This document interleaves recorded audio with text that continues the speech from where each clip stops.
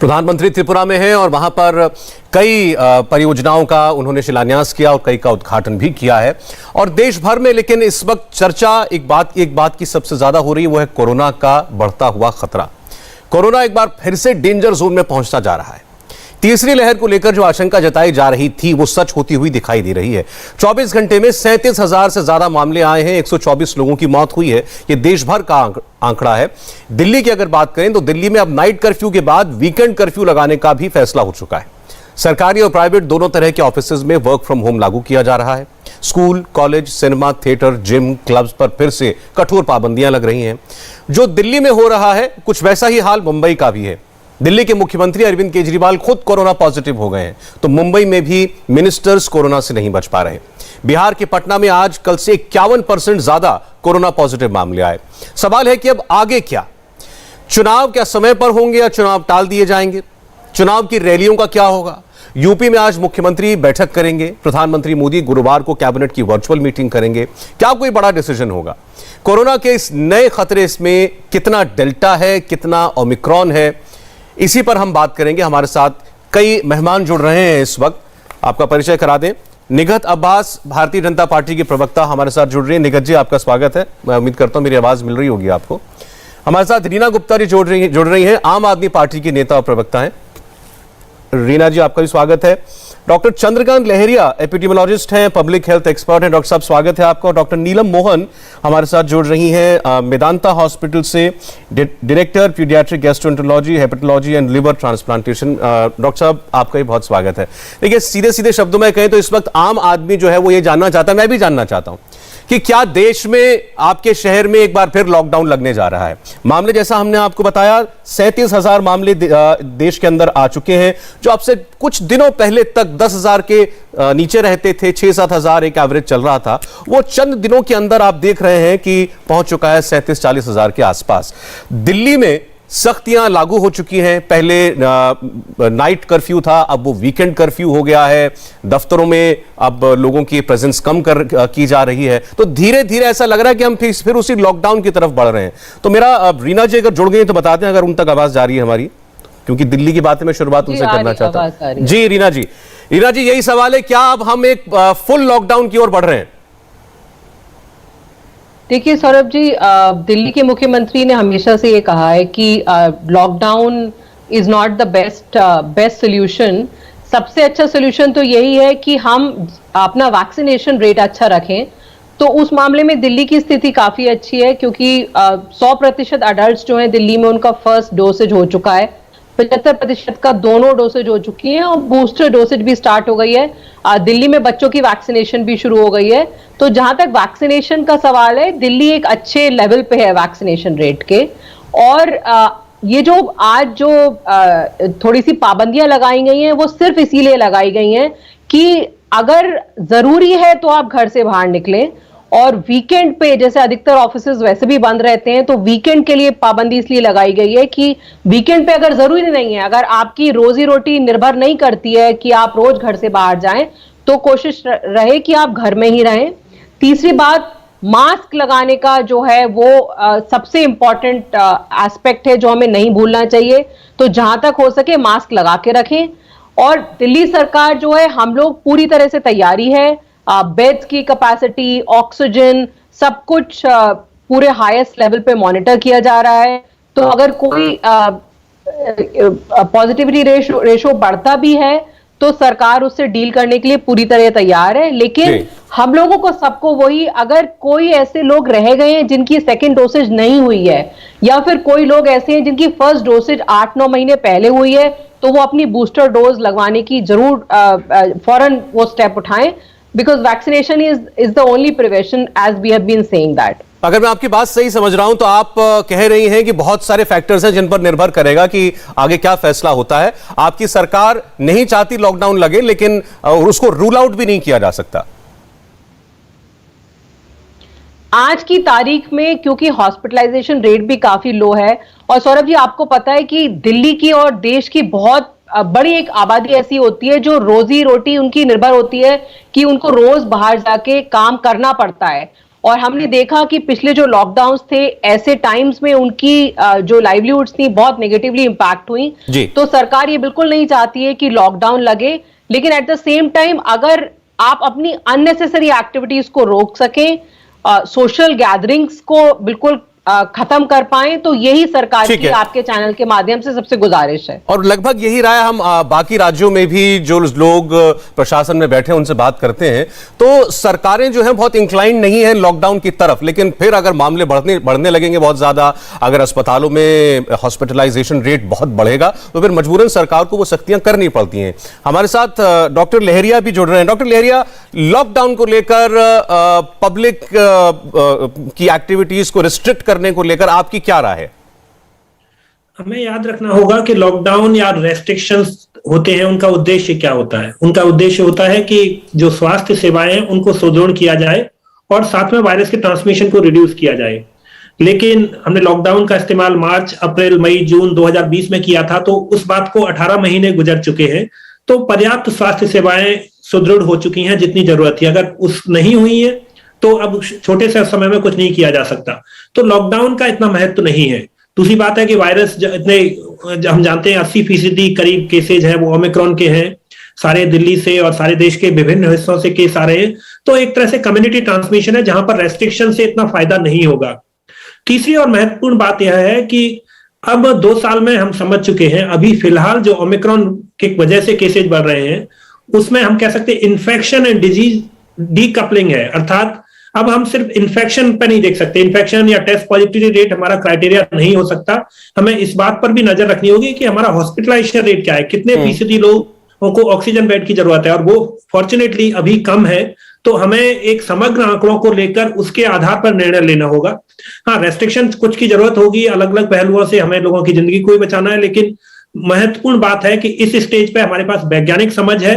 अच्छा, मुझे एक बात बताइए डॉक्टर साहब, आप कह रहे हैं कि कई सारी चीजों को देखना होगा, सिर्फ कितने मामले रोज आ रहे हैं वो नहीं, आपको अस्पतालों में कितनी भर्तियां करनी पड़ रही हैं उस पर भी एक नजर होगी। अब आपको दिल्ली का अभी जो आंकड़ा आया है वो दे रहा हूं, इसको आप अपने समझ से हमारे लिए एक्सप्लेन कीजिए।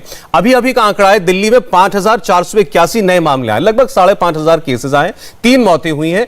एक्टिव केसेस इस वक्त दिल्ली के 14889, यानी करीब 15000 एक्टिव केसेस हैं और 5500 नए केसेस हैं। मेरे पास अभी अस्पतालों का डेटा नहीं है, तो क्या ये आंकड़े हैं ये साबित करने के लिए काफी कि आप वो रेस्ट्रिक्शंस लगाएं जो आज दिल्ली में लगी हैं? वीकेंड का कर्फ्यू लगा है, नाइट कर्फ्यू पहले लगा था, वर्क फ्रॉम होम करना और प्राइवेट ऑफिसेज में 50% अटेंडेंस करना। जैसा कि मैंने पहले कहा कि जैसे 14000 एक्टिव केस दर्शाते हैं कि कोई भी व्यक्ति जो टेस्ट पॉजिटिव हुआ और एक पर्टिकुलर पीरियड में है तो उसको एक्टिव केस कहेंगे। एक्टिव केस उस व्यक्ति की गंभीरता, बीमारी की गंभीरता नहीं बताता है, उसमें असिम्प्टोमेटिक भी शामिल है, सिम्प्टोमेटिक, माइल्ड, मॉडरेट और सीवियर भी शामिल है। तो जरूरी होगा कि हम इस बात पर नजर रखें कि उसने, जैसे आज 5000 केसेज आए, तो उनमें से कितने को मॉडरेट टू सीवियर इलनेस थी, कितने को हॉस्पिटलाइजेशन की जरूरत है, कितने को ऑक्सीजन बेड्स की जरूरत है, कितने ऑक्सीजन बेड्स ऑक्यूपाइड है, तो उन पैरामीटर्स को देखना होगा। हम जानते हैं कि ओमिक्रॉन डेल्टा की तुलना में 3 से 4 गुना अधिक संक्रामक है। यह पूरी तरह संभव है कि आने वाले दिनों में फिर से और केसेज बढ़ जाएं, लेकिन खास तौर से हमें हॉस्पिटलाइजेशन, बेड ऑक्यूपेंसी, उन पैरामीटर्स पर नजर रखनी होगी। लेकिन फिलहाल जो मैं कहूंगा कि दिल्ली गवर्नमेंट ने ग्रेडेड रिस्पांस एक्शन प्लान बनाया था, उसमें कहा था कि 5% पर संपूर्ण लॉकडाउन होगा, लेकिन मैं कहता हूं, उनको बधाई देना चाहता हूं कि अच्छा मौका है कि उन्होंने संपूर्ण लॉकडाउन की जरूरत नहीं है, सिर्फ टेस्ट पॉजिटिविटी। अब तो पॉजिटिविटी रेट डॉक्टर साहब 8.5% है दिल्ली के अंदर, 8.37% है। वही मैं कह रहा हूं, उसके बावजूद पूरा लॉकडाउन नहीं लगा और आप भी संपूर्ण लॉकडाउन के पक्ष में नहीं है। हमारे साथ निगत जुड़ गई है भारतीय जनता पार्टी से। निगत, स्वागत है आपका। दिल्ली में मामले कल से आज के बीच में 1500 से ज्यादा हो चुके हैं, 1500 का इजाफा हुआ है। दिल्ली सरकार ने आज जो रेस्ट्रिक्शंस लगाई हैं वो आप जानती हैं, मुख्यमंत्री खुद कोरोना पॉजिटिव हैं और वो लोगों से अपील कर रहे हैं कि आप लोग अपने घरों में रहें जब तक आपको बहुत जरूरत ना हो बाहर निकलने की। इस अभी तक कैसे दिल्ली और बाकी गवर्नमेंट्स हैंडल कर रही हैं आपके हिसाब से? देखिए सौरभ जी, एक कहावत है कि precaution is better than cure. पर क्या करें, दिल्ली में ना हमने हमेशा देखा, अब जो थर्ड वेव की आने की यहाँ पर हमें सभी को लग रहा है कि थर्ड वेव आने वाली है, पिछली 2 वेव्स में भी हमने देखा है कि प्रिकॉशन से ज्यादा हम तुरंत ही क्योर पर आ जाते हैं, और आज भी वही हुआ है। अब हम ऑलमोस्ट क्योर पे आ गए हैं। अगर आप प्रिकॉशन की बात करें तो उसमें कुछ करा नहीं गया। वीकेंड कर्फ्यू की जब आप बात करते हो तो उससे पहले आपने क्या करा? आपने उठाकर जिम्स बंद कर दिया, आपने उठाकर बिजनेसेस बंद कर दी, पर जो लिकर शॉप्स थी वो आपने खुले रहने दी जिम्स में। तो फिर प्रोटोकॉल फॉलो किया जा सकता है, क्योंकि इंडिविजुअल एक व्यक्ति वहां पर जाकर एक्सरसाइज करके आता है। यहाँ पर जहां पे योगा सेंटर्स में चलिए सोशल डिस्टेंसिंग के माध्यम से लोग जाकर योगा, जहां पे इम्यूनिटी बढ़ा सकते हैं। लेकिन शराब के जो ठेके हैं वो ना बंद करने की सरकार, दिल्ली सरकार ने कभी सोची और ना ही कर रही है। वहां तो हमने कभी पिछले लॉकडाउन में भी देखा था, उससे पहले भी लॉकडाउन में देखा था कि किस प्रकार वहां पर भीड़ उमड़ रही थी और कोई भी सोशल डिस्टेंसिंग का प्रोटोकॉल फॉलो नहीं हो रहा था। और वहां अधिकतर ऐसे लोग होते हैं जिनको सोशल डिस्टेंसिंग कई बार समझ ही नहीं आती कि होती क्या है। वहां तो लोग भारी भीड़ में जाते हैं। सबसे पहला तो उसको वहां पर बंद करना चाहिए। उसके बाद जब आपने लॉकडाउन लगाया, बहुत अच्छी बात है, आप वीकेंड पे कर्फ्यू लगा रहे हैं, ये बहुत अच्छी बात है और आपको करना भी चाहिए। लेकिन क्या आप ये सोच रहे हैं कि साथ में जो चीजों को आपको तैयारी करनी चाहिए थी, जैसे कि पब्लिक ट्रांसपोर्ट। आज दिल्ली में जो बसेस की संख्या है वो 1/4 है जो रिक्वायरमेंट है दिल्ली में बसेस की। तो आप किस प्रकार इस लॉकडाउन को, इस कर्फ्यू को आगे लेकर चलेंगे? आप किस प्रकार जो लोगों को परेशानी होने वाली है उसको आगे लेकर चलेंगे? आपने बोल दिया वर्क फ्रॉम होम, आपने बोल दिया 50% ऑक्यूपेंसी। आप अगर 50% ट्रांसपोर्ट देंगे जो ऑलरेडी कम है, आप देखिए ऑलरेडी 1/4 है, तो ये तो 1/8 हो जाएगा ना। तो किस प्रकार आप इस चीज को समराइज करेंगे और एक ऑर्गेनिकली एक ऑर्गेनाइज सिस्टम में मुझे चलें, ठीक है, देखिए अब ये 1 महीने के अंदर हजारों बसें तो खरीद नहीं सकते, ठीक है, आपने कहा इनको काम पहले करना चाहिए। निगत जी, मेरा कहना ये है, इस वक्त आप दिल्ली की ऑपोजिशन पार्टी हैं, मुझे बताइए कि दिल्ली में रिस्ट्रिक्शंस बढ़नी चाहिए या नहीं बढ़नी चाहिए? मामले तो बढ़ रहे हैं। अभी डॉक्टर लहरिया ने कहा आप ये देखिए जाकर कि अस्पताल में कितने बेड्स भरे हुए हैं, कितने खाली हैं, उसके हिसाब से डिसाइड करें। सौरभ जी, हम तो कह रहे हैं कि रेस्ट्रिक्शंस तो बढ़नी चाहिए और ये पहले ही कर देना चाहिए था। लेकिन क्या आपके पास इसके साथ जो जरूरतें हैं वो आप उसको पूरा कर सकते हैं? You have miserably failed. और मैं नहीं कह रही आपको आज करना है, आपके पास 7 साल थे। अच्छा, ठीक है, लेकिन अभी फिलहाल अभी केवल हम कोरोना मैनेजमेंट की बात करें तो आप कह रही हैं रेस्ट्रिक्शंस बढ़नी चाहिए, पाबंदियां जो है बढ़नी चाहिए अगर केसेस और बढ़ते हैं तो। मैं डॉक्टर साहब के पास जाना चाहता हूं, डॉक्टर नीलम के पास। डॉक्टर नीलम, आपका व्यू क्या है? बहुत सारे लोग नहीं चाहते कि सख्ती लगे, क्योंकि उसके फिर दूसरी परेशानियां, उसकी दूसरी पेचीदगियां आ जाती हैं। आपकी इकोनॉमी का हाल, अब इकोनॉमी भी भूल जाएं, वो आदमी जो रोज कमाने खाने वाला है उसके बारे में आप सोचें। उसकी दुकान अगर एक दिन के लिए बंद हो जाती है, अगर वो एक दिन व्यापार नहीं करता तो उसके लिए मायने रखता है, शायद मेरे आपके लिए नहीं करेगा। राइट, पहली बार तो मैं बताऊंगी कि ये जो 5,500 आपने आंकड़ा बताया, ये तो सिर्फ टिप ऑफ द आइसबर्ग है जो आप देख पा रहे हैं जिन्होंने केस अपना मतलब स्क्रीनिंग अपनी टेस्ट कराने की सोचा। मान के चलिए कि ऑलमोस्ट 3 से 5 गुना ऐसे इनसे अधिक है जिन्होंने सोचा कि हम टेस्ट नहीं कराएंगे या नॉर्मल अपने आप को उसी तरीके से रख के बैठे हैं। सो इसमें दो राय नहीं है कि थर्ड वेव आ चुकी है, आने वाली की बात नहीं है, आ चुकी है थर्ड वेव। अब जब थर्ड वेव के टाइम में हमने एक स्ट्रैटेजी बनाई थी, द डिजास्टर मैनेजमेंट टीम ने बड़ा अच्छी तरीके से अपने orange yellow, orange and red, उसके हिसाब से हम रेड जोन पे अब पहुंच चुके हैं। तो अब हमारे पास 2 ऑप्शंस रह गए हैं, टू वी फॉलो जिसके हिसाब से कर्फ्यू। मेरा ये सोचना है पर्सनली कि ये वीकेंड कर्फ्यू रखते हैं और उसके बाद उस थोड़ा सा टाइम में हमें और समझ आ जाएगा कि ये जो पेशेंट्स एडमिट हुए हैं इनका रिस्पॉन्स कैसे है। दैट मीन्स इन पे हॉस्पिटलाइजेशन कितने को जरूरत पड़ रही है, कितनों को ऑक्सीजन, कितने को थोड़ा सा इस वायरस जो अभी मिक्स्ड है, डेल्टा भी है ओमिक्रॉन भी है, इस दोनों के बिहेवियर को थोड़ा समझने का टाइम मिलेगा। उसके साथ साथ जो सबसे ज्यादा गवर्नमेंट और मीडिया को मतलब जिस पे फोकस करना पड़ेगा वो फोकस इज N95 मास्क जो प्रॉपरली लगाए। अगर कोई इस पे कंसंट्रेट करेंगे तो आप बिल्कुल सही है, जिनकी रोजी रोटी है उसके डेली बेसिस पे उनके लिए ये सुविधा प्राप्त हो सके, बिकॉज द ओनली वे आप अपने आप को बचा सकेंगे is mask and not getting together, open ventilation, कट्ठे रूम में। तो ऑफिसेज में ये देखा जाता है कि खाने के टाइम इकट्ठे हो जाते हैं, बात करने के टाइम इकट्ठे हो जाते हैं, तो वो थोड़ी सी लापरवाही हो जाती है। तो इसीलिए जो प्लान है कि एक्सपेशली प्राइवेट और गवर्नमेंट में जो नॉन एसेंशियल है उनको थोड़ा रिस्ट्रिक्ट करना, I think was not a bad decision initially, but overall lockdown हम कोई भी नहीं चाहते हैं, because we know this is not serious infection. हम चाहते हैं कि लॉकडाउन ना हो, इकोनॉमी खराब ना हो, लेकिन ये वीकेंड से सबको एक मैसेज जाएगा कि हम कहाँ पहुंच चुके हैं, शायद उससे वो लोग थोड़ा सतर्क हो जाएंगे। लेकिन ये डॉक्टर साहब सवाल ये, हमें ये सवाल आपने जो चर्चा छेड़ी, मैं रीना जी के पास ले जा रहा हूं। आपने कहा कि आप फेवर करती हैं ये वीकेंड कर्फ्यूज लगे। लोग ये पूछते हैं कि ये वीकेंड कर्फ्यू से क्या हासिल आप कर लेंगे? 2 दिन लोग घर बैठेंगे, मान लीजिए कुछ लोग बैठ भी गए, वो अगले 5 दिन फिर जाएंगे बाजार में। बाजार तो खुले हुए हैं, वहां लोगों की दुकानें तो खुली हुई हैं, लोग सड़कों पर चल रहे हैं। आपने बसेज और मेट्रो वो फुल कैपेसिटी पे चला रखी हैं, चलिए ठीक है, उसकी एक वजह है। लेकिन 2 करोड़ की आबादी अगर दिल्ली में रहती है तो करोड़ों लोग, लाखों करोड़ों लोग सड़क पर हैं, उनको आप कैसे रोक रहे हैं? तो उससे ये नाइट कर्फ्यू और वीकेंड कर्फ्यू कैसे लड़ेगा? वो तो बेकार है ना, नाइट तो नहीं काम करता है। रीना जी, जैसे डॉक्टर साहिबा कह रही थी अभी कि एक कोरोना को क्या हुआ है सौरभ जी कि 2 साल से पैंडेमिक से सब लोग परेशान हो गए हैं, और अभी उसकी फटीक की वजह से काफी सारे लोग हैं जो कोरोना को बहुत लाइटली लेने लगे हैं, और मतलब हम सब ये सोच रहे हैं कि अब ठीक है, जो होगा देखा जाएगा। जो वीकेंड लॉकडाउन होता है उससे एक मैसेजिंग भी होती है कि सरकार ये बताने की कोशिश कर रही है आपको कि एक्चुअली 3rd वेव आ चुकी है और हम सबको फिर से केयरफुल रहने की जरूरत है। और वो जो पहले सारे काम हम करते थे, मतलब आज से 4-5 महीने पहले मास्क बिहेवियर दिल्ली में बहुत अच्छा था, फिर से हमने देखा कि पिछले 1-2 महीने से जब केसेस कम हो गए तो फिर से लोग लापरवाह हो गए। ये सारे जो सरकार के मैसेजेस होते हैं, इनसे लोगों में फिर से वो सीरियसनेस आती है और सबको ये लगता है कि नहीं, फिर से ये वेव आ रही है और हम सबको केयरफुल रहना पड़ेगा। तो वीकेंड में क्या होता है कि ऑफिसेस तो वैसे भी बंद होते हैं, तो आप इकोनॉमिक एक्टिविटी को इंपैक्ट नहीं करेंगे, लेकिन जो सोशल एक्टिविटीज लोगों की होती है, सोशल गैदरिंग्स लोगों की होती है, उसमें हम कहीं कुछ हद तक रोक लगा पाएंगे और उसकी वजह से भी ट्रांसमिशन को कंट्रोल कर पाएंगे। यही एक कारण है कि सरकार ने डिसाइड किया है कि कम से कम वीकेंड पे तो लॉकडाउन करना चाहिए, और सरकार एकदम Saurabh ji real time basis पे मॉनिटर कर रही है। मैं आपको बताना चाहूंगी कि आज की तारीख में 350 का हॉस्पिटलाइजेशन है हमारा, 124 पेशेंट्स जो हैं वो ऑक्सीजन पे हैं, 7 पेशेंट्स वेंटिलेटर पे हैं।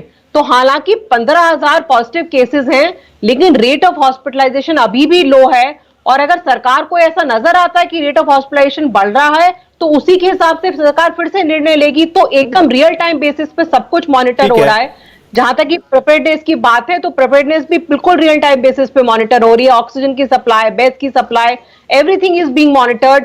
जिन लोगों ने सेकंड डोसेज नहीं लिए इनको फोन कॉल जा रहे हैं सौरभ जी। एक नया मुहिम शुरू हुई है कि अगर कुछ लोग ऐसे हैं, 25% लोग ऐसे हैं जिनको सेकंड डोसेज नहीं लिए, जिन्होंने, उनको एक को कॉल जा रहा है कि मेरी जानकारी में बड़ा अच्छा कदम है आपका। मैं आपके और निगत के पास अब एक पॉलिटिकल सवाल लेकर के आऊंगा, लेकिन उससे पहले मैं डॉक्टर लेहरिया से एक क्लैरिफिकेशन चाह रहा था। डॉक्टर साहब, फर्ज करें मान लीजिए दूसरी लहर में 100 केस थे एक दिन के और उसमें से 10 लोग अस्पताल में थे, और आज अगर मान लीजिए एक दिन के 200 केसेस हैं लेकिन अस्पताल में 5 लोग हैं, तो आज हम बेटर ऑफ हैं, आज हम बेहतर परिस्थिति में हैं, तब से भले ही आज हमारे आंकड़े दुगने हैं। हमें इसको बेटर ऑफ के नजरिए से नहीं देखना है। हमें याद रखना होगा कि उस समय दूसरी लहर में हॉस्पिटल्स में हालत खराब थी, गंभीरता थी बीमारी की और लोग हॉस्पिटल्स की सर्च में थे।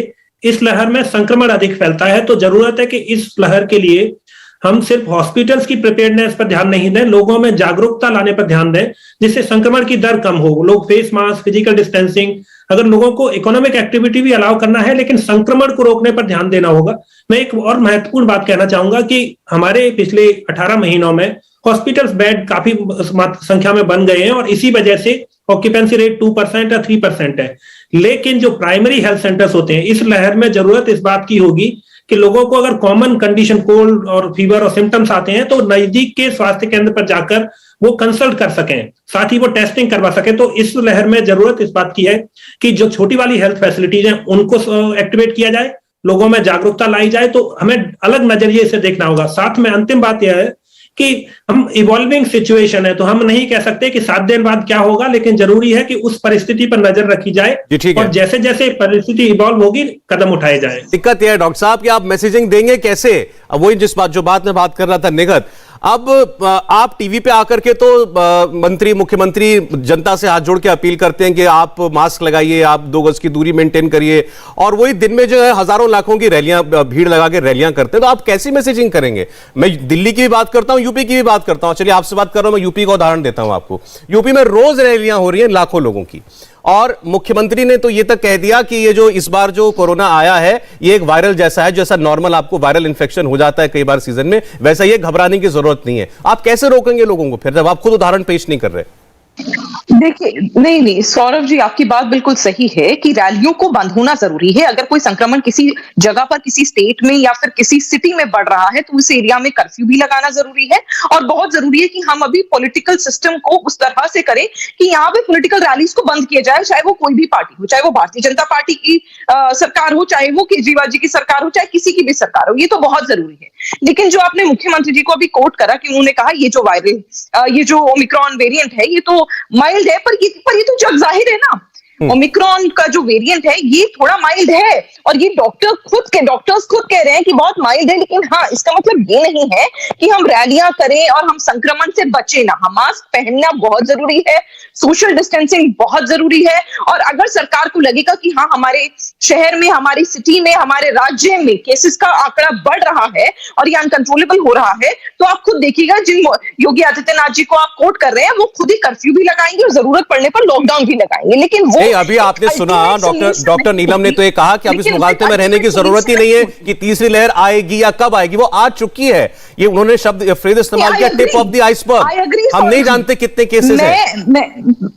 बिल्कुल मैं डॉक्टर नीलम जी के साथ बिल्कुल सहमत हूं कि ये तो हमें ऑलरेडी मानना पड़ेगा कि थर्ड वेव आ चुकी है, क्योंकि जब तक हम ये नहीं मानेंगे और हम इस बात में मुगम्बे में रहेंगे कि आने वाली है और आ सकती है, तब तक हम चीजों को कंट्रोल नहीं कर पाएंगे। It will go hand in hand.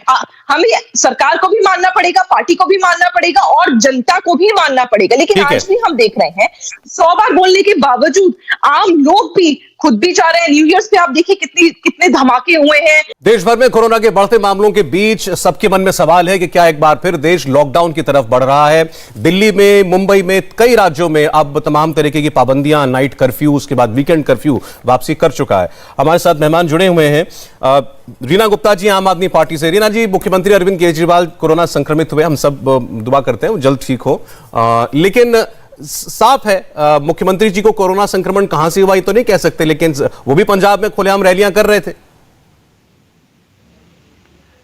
जी सौरभ जी, मैं इस बात से पूर्णतः सहमत हूं कि इसकी एक गाइडलाइन बननी चाहिए। आईसीएमआर, इलेक्शन कमीशन और ये जो बड़ी बड़ी पार्टीज हैं ये मिलकर गाइडलाइन बनाएं कि किस तरह से रैली होनी चाहिए, और आम आदमी पार्टी सबसे आगे बढ़ के जो भी डिसीजन होगा, जो भी निर्णय होगा उसको हम फॉलो करेंगे। क्योंकि ये मतलब जब तक बड़ी पार्टीज मिलके नहीं डिसाइड करती कि इसको कैसे आगे लेके जाना है, चुनाव आ रहे हैं, कई राज्यों में चुनाव आ रहे हैं, चुनाव होने भी जरूरी हैं, लेकिन अगर सब लोग पंजाब में तो आप बड़ी पार्टी हैं, पंजाब में तो इस वक्त आप सबसे बड़ी पार्टी हैं, बल्कि कुछ लोग कहते हैं जी। तो इस फैसले में तो लीड आपको लेनी चाहिए पंजाब में कम से कम।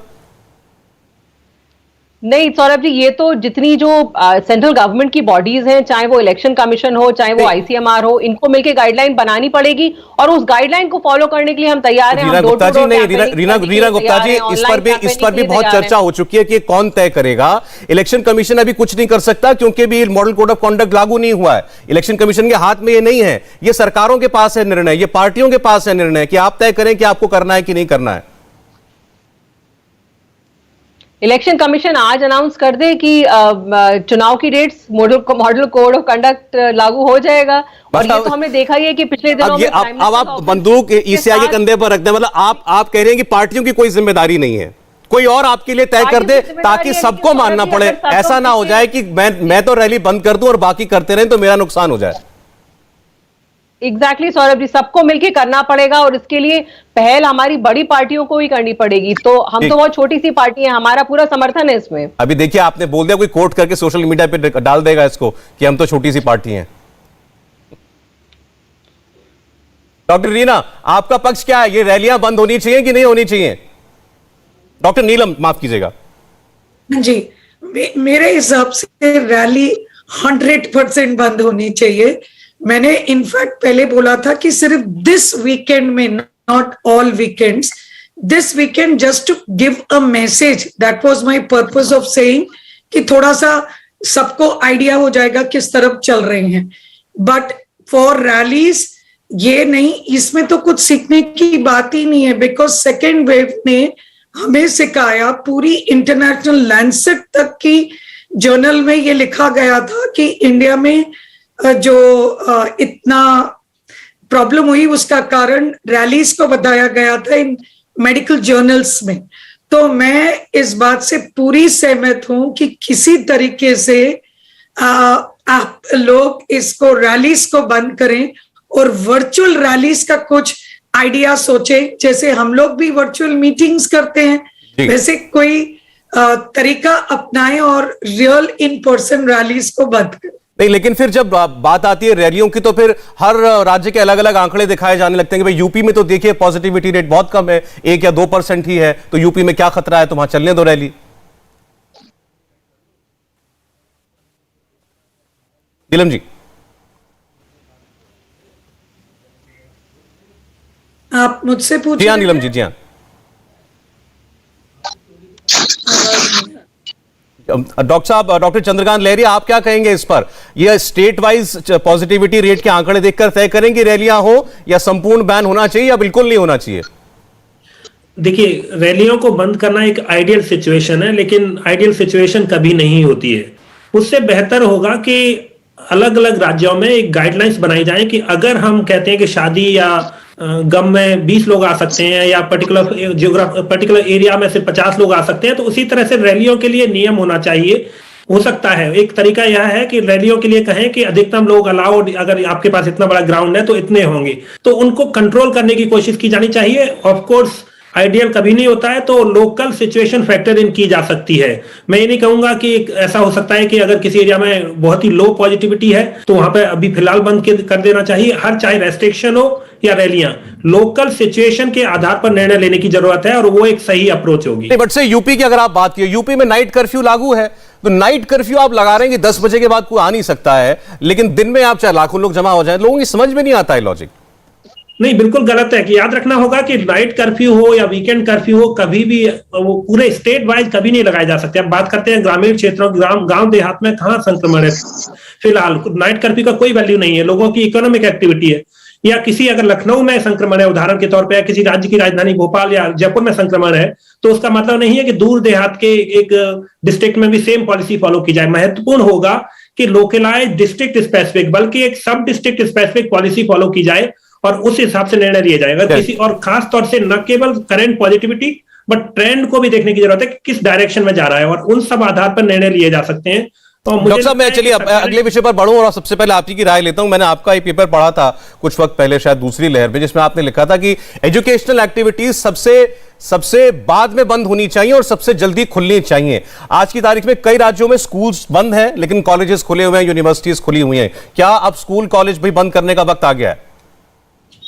ये सिर्फ मेरी राय नहीं है, बल्कि यूनिसेफ एंड यूनेस्को ने कहा है कि स्कूल सबसे आखिर में बंद होने चाहिए और सबसे पहले खुलने चाहिए। कई एक्सपर्ट मानते हैं कि स्कूल को खुलने का जो क्राइटेरिया हो उसको हॉस्पिटल सर्विसेज से लिंक कर दो। अगर आप हॉस्पिटल सर्विसेज को बंद कर रहे हो तभी स्कूल को बंद करो। दूसरी बात याद रखने की है कि सारी दुनिया में विशेषज्ञ सहमत है। Doctor Balram Bhargava, Indian Council of Medical Research के डायरेक्टर जनरल, ने कहा कि प्राइमरी स्कूल जो चिल्ड्रन है उनको सबसे कम रिस्क है, तो उनको खुले रहना चाहिए। लेकिन वो तो हम सबसे पहले बंद करते हैं। सरकारें इतना सॉरी मैं कह रहा हूं वो तो हम सबसे पहले बंद करते हैं, प्राइमरी स्कूल्स। प्रिसाइसली। तो इससे एक अंतिम बात मैं कहना चाहता हूं, वो पता चलती है कि अभी भी हमारे पेंडेमिक रिस्पांस में साइंस और एविडेंस को कम इस्तेमाल किया जा रहा है, और ये इसको और अधिक इस्तेमाल करने की जरूरत है। अगर हम ऐसा कर पाते हैं तो हम बेहतर रूप से लड़ पाएंगे। अदरवाइज रेस्ट्रिक्शन जितने ज्यादा रहेंगे और जितने लंबे समय तक रहेंगे उतना अधिक संक्रमण लंबे समय तक खिंचेगा और लोगों को नुकसान होगा। जी ठीक है। निगत, अब जैसे इसमें क्यों ये ग्रे एरिया है, इसके लिए भी कोई पॉलिसी बने। मैं आपको एक उदाहरण दूं, मेरे पास कल एक फोन आया, उनका एक सज्जन है, उनका बच्चा जो है वो नोएडा में पढ़ता है, यूनिवर्सिटी में पढ़ता है। अब दिल्ली में, नोएडा में, यूपी में स्कूल तो बंद हो गए लेकिन कॉलेज खुले हुए हैं। अब उनको ये समझ में नहीं आ रहा कि वो उसको कॉलेज में भेजें कि ना भेजें। निगत नहीं, आप, हाँ जी, जैसे डॉक्टर साहब ने एक बात बोली कि बच्चों को सबसे ज्यादा खतरा है, लेकिन असल में क्या होता है ना, कॉलेजेस में जो बच्चे हैं वो फिर, और जो स्कूल में बच्चे होंगे, बहुत एज में डिफरेंस है, और कहीं ना कहीं पेरेंट्स इस बात को समझते हैं और पेरेंट्स को ये डर रहता है कि अगर कोई छोटा बच्चा है तो उसका इम्यूनिटी सिस्टम शायद उस चीज को, कोविड को या उसके संक्रमण को ले ना पाए। तो स्कूल्स भी और पेरेंट्स भी दोनों ही इस चीज को लेके कंफ्यूज है कि क्या हम भेजें, इसीलिए सबसे पहले स्कूल्स बंद किए जाते हैं। मुझे लगता है कि वो सही है। लेकिन जहां तक कॉलेजेस की बात है, वो वहां से बच्चे करियर अपना बना रहे हैं, उनके ऊपर आप कितना देखिए, पिछले 2 साल से सिर्फ और सिर्फ प्रतिबंध ही लगा हुआ है। बच्चों के करियर स्टेक पे आ गए हैं। स्कूल में छोटे छोटे बच्चे अभी करियर नहीं बना रहे, अभी तो पढ़ाई हो रही है, ऑनलाइन भी मैनेज किया जा सकता है। लेकिन जब कॉलेज स्टूडेंट्स की बात आती है, उनको 2 साल बाद जॉब ढूंढनी है, 3 साल बाद उनको अपनी फैमिली भी, कुछ परिवार ऐसे हैं, कुछ बच्चे ऐसे जिन्हें अपनी फैमिली रन करनी है, तो उनको आप जितना भी कंट्रोल करने की कोशिश करो, पर वो कहीं ना कहीं इकोनॉमी पे भी आएगा और बच्चों की लाइफ स्टेक पे जाएगी, क्योंकि उनके करियर्स बिल्कुल स्पॉइल हो जाएंगे कि वो क्या करें, they will be all over the place. तो बहुत जरूरी है कि इसको, ये this is not a grey area, this is the truth. हम इसमें कुछ कर नहीं सकते, इसका कोई सोल्यूशन नहीं है। कॉलेजेस में जो बच्चे जा रहे हैं उनको जाना पड़ेगा, उनकी भी मजबूरी है, पेरेंट्स की भी मजबूरी है और सरकार की भी मजबूरी है, क्योंकि at the end of the day किसी भी बच्चे का, किसी भी स्टूडेंट का करियर हम स्टेक पर नहीं लगा सकते। चलिए, मैं फिर डॉक्टर लेहरे को कोट करूंगा। रीना जी, जैसा कि उन्होंने कहा कि एविडेंस ये बताता है कि आप एजुकेशनल एक्टिविटीज को ना रोकें, और हमारे यहां स्कूल सबसे पहले बंद किए जाते हैं, और बहुत सारे पेरेंट्स शायद ये चाहते भी हैं कि स्कूल्स बंद हो।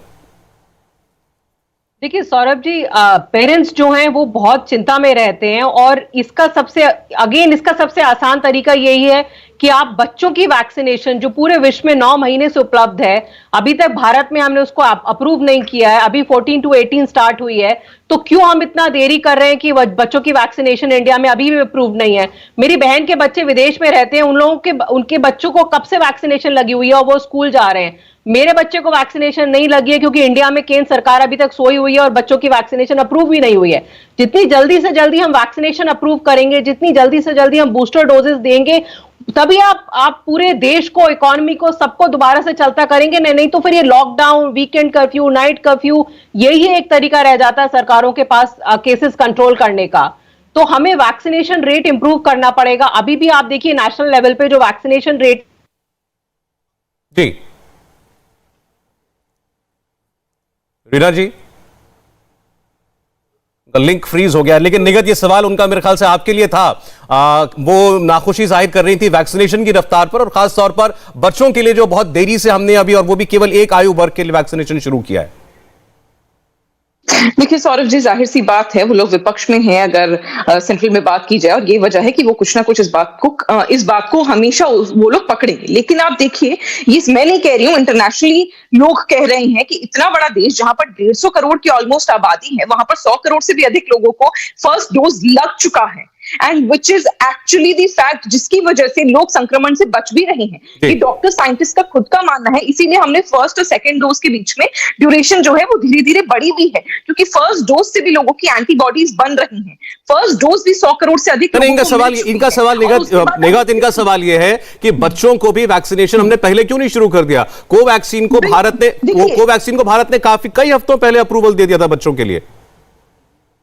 देखिए सौरभ जी, एक प्रोडक्शन 135 करोड़ की जनता है हिंदुस्तान में, उसमें प्रोडक्शन भी हो रही है, सीनियर सिटीजन्स को भी प्रायोरिटाइज किया जा रहा है, हेल्थ केयर वर्कर्स को भी प्रायोरिटाइज किया जा रहा है, उसके बाद एडल्ट्स को, और अब प्रायोरिटाइज करने के बाद जब बच्चों की बारी आई है तो बच्चों को भी 15 से 18 बोलना लगनी शुरू हो गई है। तो मुझे ये लगता है कि अब हमें यहाँ पर पक्ष और विपक्ष का खेल ना खेलते हुए अपने देश के साइंटिस्ट को, अपने देश, आप कह रही हैं जो भी किया गया वो साइंटिफिक एडवाइस पर किया गया है, और शुरुआत से ही वैक्सीन को प्रायोरिटी ग्रुप्स के हिसाब से उसको फिर और ग्रुप्स में लागू किया गया है। ये ऐसा नहीं है कि केवल बच्चों के केस में हो रहा है। रीना जी, एक क्विक कमेंट।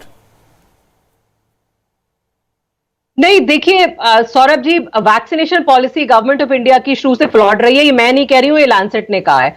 लैंसेट में क्लियरली लिखा है बॉश्ड अप पॉलिसी, शुरू से गड़बड़ रही है पॉलिसी। और बच्चों के केस में तो डेफिनेटली हमने बहुत देरी कर दी है। बच्चों की वैक्सीन अब तक उपलब्ध हो जानी चाहिए। 2 साल से बच्चे घर पे बैठे हुए हैं और आप और मैं अपने बच्चों को ऑनलाइन क्लासेस करा सकते हैं। 60 से 70% बच्चे जो हैं इस देश के, उनके पास कोई एक्सेस नहीं है। उनके जो लर्निंग गैप्स हैं ये पूरे उनके जनरेशन तक रह जाएंगे अगर इस पे हमें जल्दी से काम नहीं करेंगे।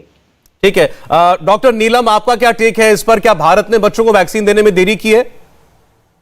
वेल, एक्चुअली इसके ऊपर एक मिक्स थॉट है, टू बी ऑनेस्ट, बिकॉज जब प्रायोरिटाइजेशन की बात आ रही थी तो एडवाइजरी कमेटी यही बता रही थी कि दैट बच्चों में इन्फेक्शन की सिवियरिटी कम है and that is why they were kept. But मेरा ये सोचना था कि जब अगर देना ही था तो November last week is what I was hoping, because जो सारी एक्सपेक्टेशंस हमारी थर्ड वेव को लेके थे, जो हम नहीं चाह रहे थे, दिल से बोल रहे थे नहीं, बट अंदर से ये था कि जो इंफॉर्मेशन आ रही थी कि जनवरी में आएगी, तो हम जानते हैं कि 2 weeks after the second dose ही होगा, तो उम्मीद कर रहे थे कि अगर आती तो नवंबर जी।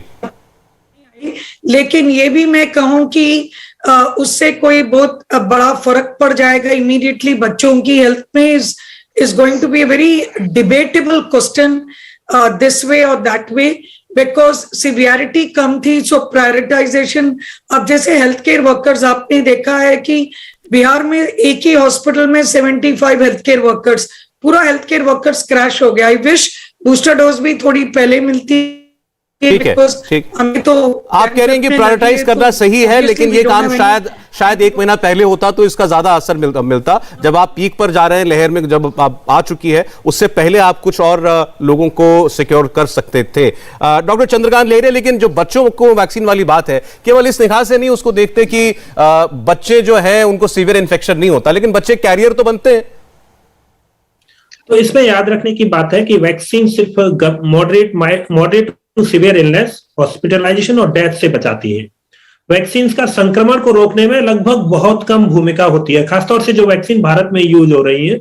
बाकी mRNA बेस्ड वैक्सीन जो यूएस और अदर कंट्रीज में यूज हो रही है, वो संक्रमण को भी घटाती है। तो वैक्सीन का संक्रमण को घटाने में कोई भूमिका नहीं है। संक्रमण अगर हमें रोकना है तो उसके लिए face mask, physical distancing follow करना है, एक चीज। दूसरी बात याद रखने की है कि कोई भी इंटरवेंशन होता है, जस्ट बिकॉज कोई वैक्सीन लाइसेंस्ड है, अवेलेबल है, हम इसे किसी पॉपुलेशन को नहीं देंगे। हम उसको देखेंगे कि उसका बेनिफिट क्या है। तो चूंकि बच्चों में गंभीर बीमारी कम होती है, तो वैक्सीन देने का उसका बेनिफिट तुलनात्मक रूप से कम होगा।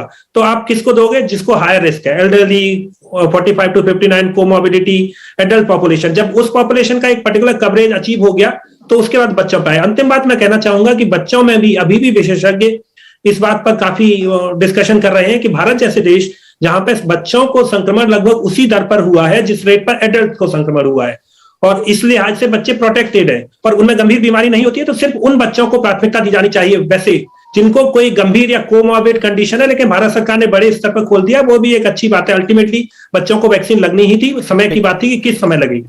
मैं शुक्रिया करना चाहूंगा आज अपना समय देने के लिए आप सबका। निगत अब्बास जी, रीना गुप्ता जी, डॉक्टर लहरिया, डॉक्टर नीलम मोहन, बहुत बहुत शुक्रिया आपका। जैसा आपने सुना, चाहे हमारे पॉलिटिकल मेहमान हो या हमारे एक्सपर्ट्स हो मेडिकल फ्रेटर्निटी के, कोई नहीं चाहता कि बड़े पैमाने पर लॉकडाउन लगे, सख्तियां हों, लेकिन शायद इसकी सबसे बड़ी जिम्मेदारी हम सबके ऊपर ही है। हमारा बिहेवियर ये तय करेगा कि कोरोना कितना फैलेगा, अस्पतालों में जाने की कितनी जरूरत पड़ेगी, और अगर हम सतर्क हैं तो सरकार को लॉकडाउन लगाने की कोई वजह नहीं मिलेगी। इंडिया टीवी हर वक्त हर जगह डाउनलोड करने के लिए सर्च करें India TV news Google play store या ऐप स्टोर पर।